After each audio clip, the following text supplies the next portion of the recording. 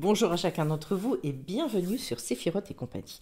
On se retrouve pour cette fin du mois de janvier qui va ouvrir et donner naissance au mois de février. Et avant de démarrer, j'espère que vous allez tous bien, que vraiment je vais vous souhaiter que cette semaine soit révélatrice de toute la beauté des choses. Je vais vous envoyer de l'amour, de la lumière et puis... je vais vous expliquer ce magnifique tirage que j'ai donc réalisé donc, au niveau de l'arbre des séphirotes avec le jeu Les Chemins de l'éveil de Dylan Collin, qui est décidément un jeu extraordinairement inspirant. Alors, je commence par la lettre même, qui nous donne un petit peu le ton de ce tirage et qui va concerner... il y a toujours beaucoup d'interprétations, mais ici je vais reprendre aussi la notion de makom. Le makom en hébreu, c'est l'endroit. J'ai la carte de l'endroit. C'est le lieu et c'est un lieu tout à fait spécifique dans lequel on peut trouver notre, je dirais, cette capacité de construire sa sphère, de construire sa vie, où tout devient beaucoup plus fluide, beaucoup plus simple. Cette lettre même, elle est intéressante parce qu'elle fait appel aussi au deuxième cerveau. C'est-à-dire qu'elle est en lien avec, vous savez maintenant au niveau du ventre à quel point il y a tout un tas d'échanges entre toutes ces informations qui sont envoyées du ventre vers le cerveau et le cerveau vers le ventre. Voilà, il y a une vraie communication et c'est toute notre relation au monde, cette lettre-là. Comment est-ce que je vais vivre les choses jusque dans mes tripes? Voilà. Et c'est là que on atteint le cœur de notre vérité, en fait. Là où on ne peut plus se mentir. C'est là aussi où surgissent tout un tas de questionnements. Voilà. Alors en face, et la première question que j'ai envie de vous poser dans ce tirage, c'est justement où en êtes-vous avec votre espoir ? Regardez les zones, les endroits de vos vies, justement, on revient sur l'endroit où cet espoir s'est tari, où vous vous rendez compte que vous êtes rentré dans une chose un petit peu, et même très embêtante, qui est la résignation. Je me résigne. Voilà, le fait de réinsuffler. On arrive sur un moment dans l'année où c'est un moment de grande libération, pour ceux qui connaissent avec la fête de Pessah, et donc une sortie, littéralement une sortie de ces eaux-là, une sortie de ces enfermements, de ces esclavages, etc., etc. Donc tous les espoirs sont permis, j'ai envie de vous dire. Et vous allez voir avec le tirage comment on peut lire justement ce fameux espoir. Je vais commencer au niveau de la Malchout, donc de la royauté par la carte du rêve. Et pour moi, c'est un petit peu le ferment de toutes les personnes qui ont finalement accompli des grandes choses dans leur vie. Ils ont d'abord commencé par rêver. Ça va bien avec cette carte de l'espoir. Et vous voyez que donc au niveau vraiment, pardon, de votre vie très concrète ici-bas, on vous dit où en êtes-vous avec vos rêves. Est-ce que vous en avez ? Est-ce que vous continuez à les nourrir, à vivre avec? Est-ce que ça vous porte? Est-ce que, et est-ce que vous emmenez des gens aussi, par exemple, dans vos rêves? Voilà. À un moment où, et je pense plus à l'extérieur, ça s'obscurcit, ça devient difficile, et plus il y a besoin aussi d'être très en lien avec ça. En tout cas, je dirais que cette semaine, c'est l'invitation qui nous est faite. En sachant que, une fois qu'on a fait ça, je vais voir avec vous donc ce qu'on appelle les 6 midotes. Et je commence ici avec le Yesod, qui est donc le fondement de tout. Et c'est la carte de l'endroit. Et là, je ne vais pas résister. Je ne vais pas pouvoir vous lire tous les poèmes parce que ce serait trop long. Mais je veux absolument vous lire celui-là parce que voilà, enfin, ils sont tous magnifiques. Mais c'est très inspirant et dans la droite ligne de tout ce qu'on vient de dire. Si vous voulez connaître l'éveil de l'âme, imaginez-vous quelque part dans un endroit invisible au monde, mais d'où vous voyez le monde entier. Dans le confort de votre être, vous êtes chez vous. Et au creux de ce nulle part ailleurs, rien ne peut vous atteindre. Vous êtes seul avec vous-même, le bien-être est total. Laissez-vous guider, laissez vos pensées filer. Vous pourrez voir le monde et toutes ses beautés. L'univers vous dévoilera ses secrets. Lâchez prise et laissez-vous aller. Tout prend sens au fur et à mesure autour de vous. Percevez l'immensité, la grandeur et même la complexité. Remarquez avec délicatesse comme tout se connecte pour s'unir et, dans cet endroit merveilleux qu'est finalement votre monde intérieur, ressentez l'unité qui s'installe. Apprenez et découvrez, comprenez. Nous avons tous certaines missions et en premier communément celle d'exister. Le champ du possible est à vous le temps de quelques accords parfaits. Laissez votre âme s'évader, vos doutes et vos peurs vous échapper. Écoutez le silence tout autour et constatez l'opération du changement mystique et merveilleux qui s'opère alors qu'il se fait musique ou chant sacré. Voilà que déposé là, à l'endroit, le silence mélodieux commence à vous enseigner. N'ayez pas peur des révélations, car cette ère céleste va se terminer et vous reviendrez dans le même monde, tout comme avant, pourtant peut-être à jamais différent. Alors, on est là sur un poème qui nous parle justement d'aller rechercher au creux de ce nulle part ailleurs, cet instant de silence qui va donner un relief, une manière d'appréhender le monde qui va être totalement différente.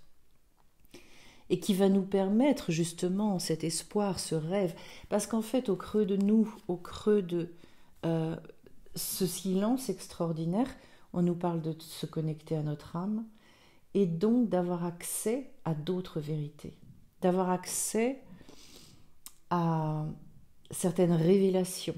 D'ailleurs, c'est intéressant parce qu'au niveau de la Chorma, j'ai la forteresse. De finalement, vous voyez, il était question de lâcher prise. On va en reparler avec la forteresse. Ce poème est une pure merveille et je vous invite à vous dire que cet endroit, il est d'une beauté extraordinaire et que vous l'avez en vous. C'est accessible, mais c'est accessible dans ce temps de silence et dans ce temps que l'on prend avec soi-même. Et puis je passe à la carte du Titan au niveau du Netzar, donc de cette détermination. Le Titan, c'est vraiment ce qui va donner. C'est le géant en vous.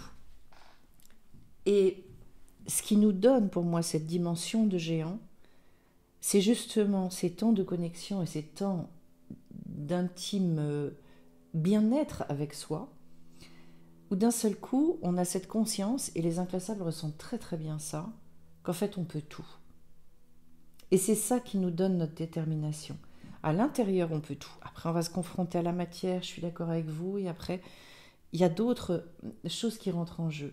Mais déjà, et dans ce tirage, ce qui monte, ce qui grimpe, c'est vraiment quelque chose qui est, pour l'instant, en tout cas pour un certain nombre d'entre vous, bien au-delà.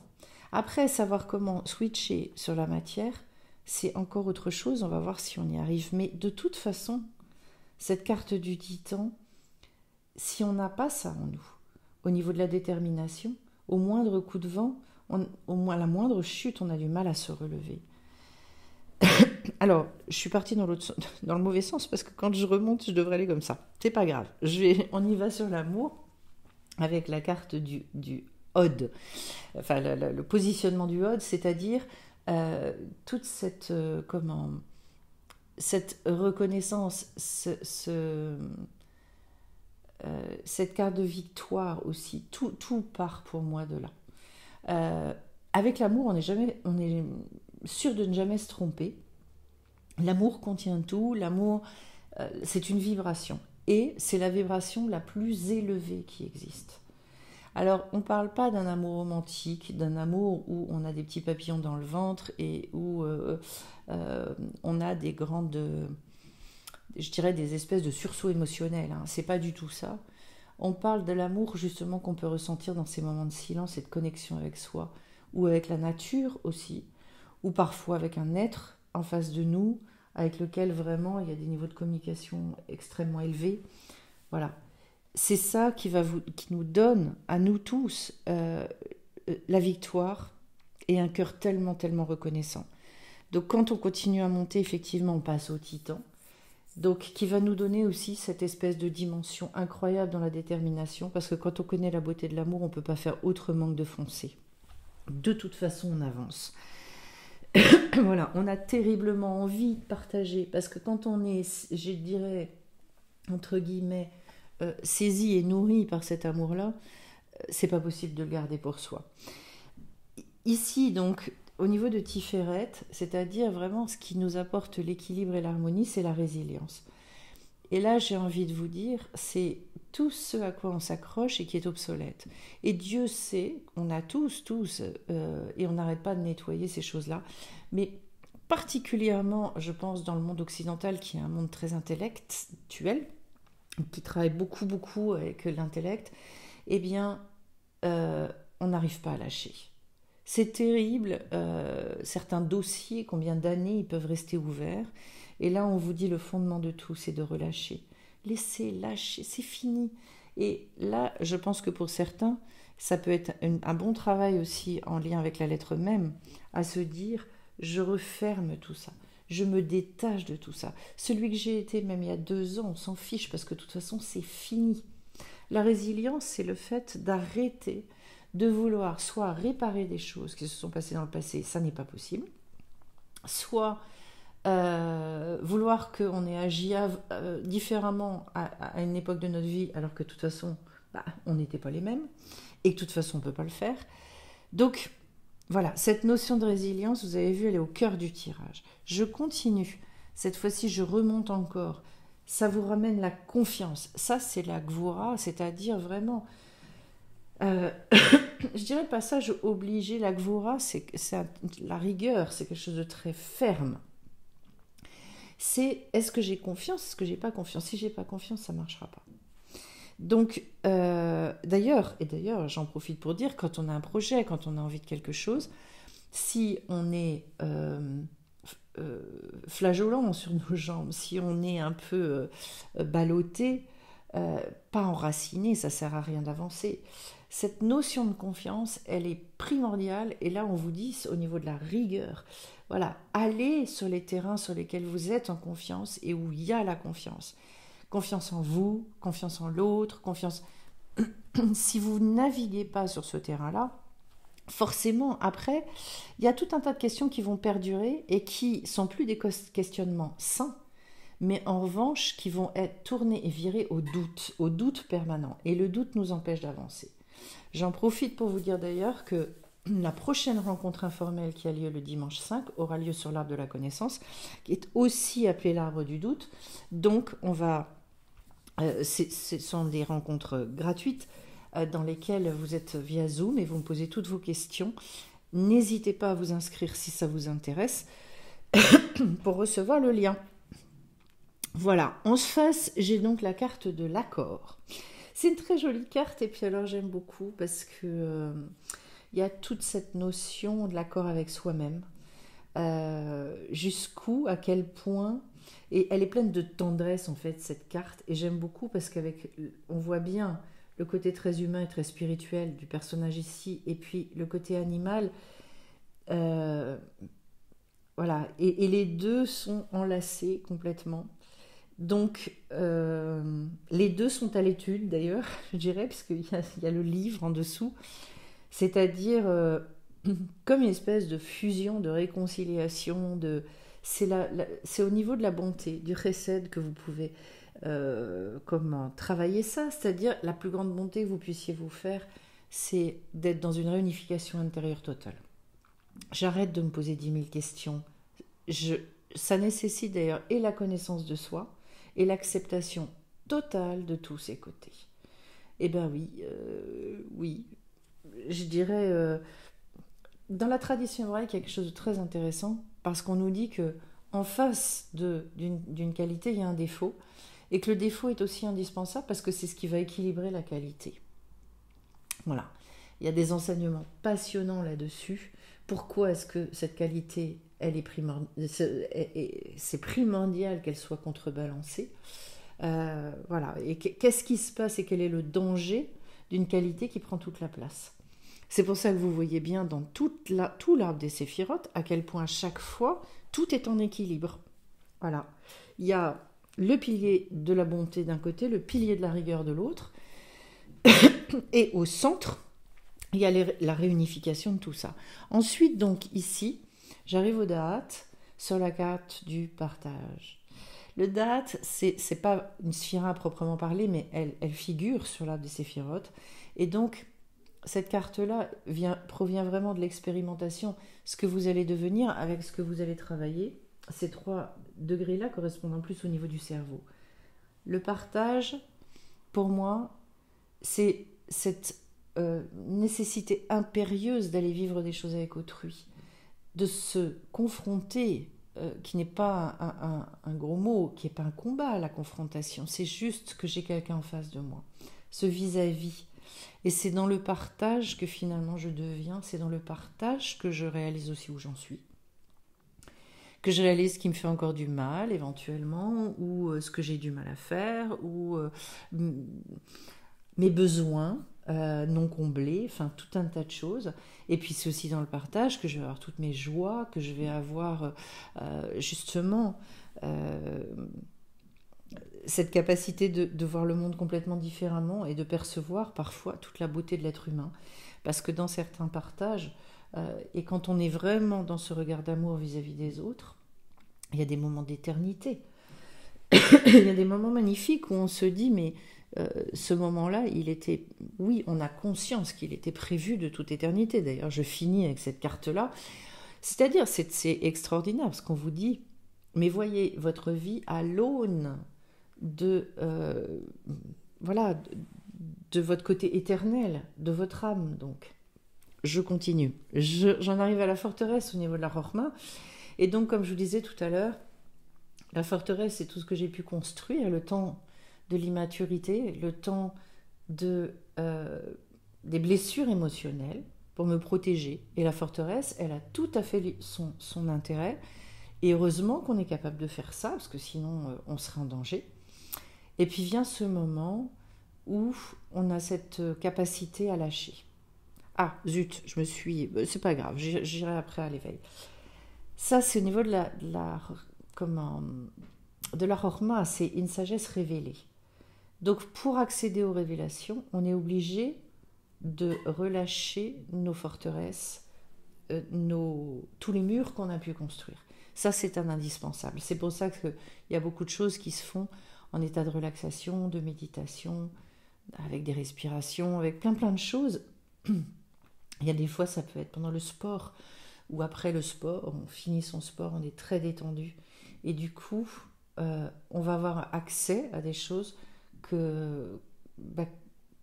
auxquelles on n'avait pas accès avant. La sagesse va nécessiter ici, pour y avoir accès, d'abattre ces murailles-là, donc d'accepter notre nudité. Voilà. Et puis après, d'ailleurs on en parlera parce que c'est très en lien avec l'arbre de la connaissance. C'est quoi accepter sa nudité? En face, j'ai la carte de l'éveil au niveau de la bina, c'est-à-dire l'intelligence, vraiment la compréhension des choses. Quand j'utilise mon cerveau, mon mental, que je dissèque un petit peu les choses, eh bien j'ai la carte de l'éveil. C'est-à-dire que si j'arrive à lâcher ma forteresse, à avoir ces révélations, je vais avoir des compréhensions profondes et je vais pouvoir vraiment, j'allais dire, décoller. Voilà. Décoller peut-être dans mon espoir, décoller dans aussi ma conscience de ce qu'est l'amour. Et ça, je pense qu'on n'a jamais fini d'apprendre à ce niveau-là. Qu'il y a des couches et des épaisseurs pas possibles au niveau de... Voilà, vous ferez des expériences et puis après une expérience, vous en ferez une deuxième et puis après une troisième et puis même quand on en a fait 100, de toute façon, il y en a toujours une autre à faire parce qu'en fait, les mondes qui se juxtaposent et tous les mondes, nous, qu'on a à comprendre, à apprendre, c'est infini en fait, ça ne s'arrête jamais. Donc cet éveil... ce sont toujours des moments de grâce, ce sont toujours des moments merveilleux. Quand en fait, la révélation, on se l'approprie et que justement, à l'image du même, elle rentre dans notre sphère.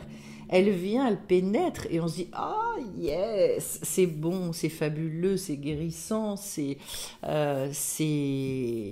magique, c'est vraiment vraiment magnifique. Et puis je finis avec cette carte de l'éternité. Donc au niveau du Keter, la couronne, l'éternité c'est une notion qui nous est quand même très... C'est compliqué pour l'être humain de se connecter à cette notion-là et en même temps, il y a des petits moments dans nos vies, ou des plus gros, où on a été connecté à cette notion d'éternité. Euh, c'est... Et d'ailleurs, en fait, je suis en train, en tournant cette vidéo, de me rendre compte que tous les moments d'éternité sont souvent liés à c'est consécutif souvent à des moments où on a réussi à être très présent au monde. Alors soit après certaines difficultés, voire des traumas, voire des événements en tout cas, pas forcément des traumatismes, mais des événements forts, très très forts. Et puis vient le moment du repos et du calme derrière. Et de temps en temps, il y a ces moments de grâce absolue. L'éternité est très en lien avec le rapport au temps. Comment est-ce que je vis le temps dans la matière? Si je vis sans arrêt en train de courir après le temps, si le temps est mon ennemi, que j'arrive pas à m'inscrire en fait et à vivre le présent, la notion d'éternité, elle peut pas être accessible. Voilà. Donc, on expérimente des petites choses et c'est comme ça que ça fonctionne. Et là, c'est peut-être cette semaine, une bonne semaine pour commencer ces expérimentations-là, pour se nourrir à cette source-là. Voilà, c'est un très très joli tirage, vraiment. Je vais peut-être vous prendre, allez, pour la petite gourmandise, je vais vous prendre une petite carte de l'oracle des anges. Voilà. Voir un petit peu ce qu'ils auraient à nous dire par rapport à cet arbre des séphirotes qui est vraiment vraiment magnifique. Si vous n'avez pas le jeu, je vous invite à vous le procurer et à vous régaler avec les poèmes. Je compte j'ai envie de faire des petites vidéos comme ça sur une seule carte parce qu'en fait il y a déjà tellement à dire. Intervention divine. Tu es certainement frustré par quelque chose qui stagne dans ta vie. Les avancées semblent lentes et fastidieuses, et malgré tout, ceci est une bénédiction. Une intervention divine se prépare. Quand le bon moment sera venu, les fruits de tes désirs vont mûrir. C'est très joli.